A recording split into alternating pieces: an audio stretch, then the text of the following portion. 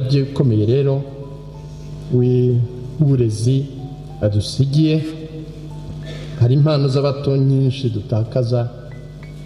Ibi rero nibyo nyakwigendera yabonaga vuba,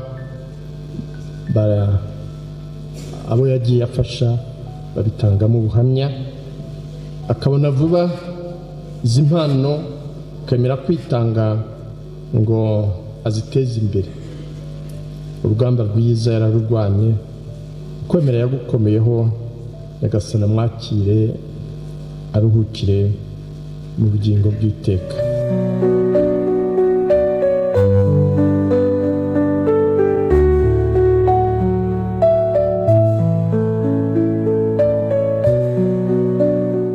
Tu as dit un jour, petit Moukou devient grand.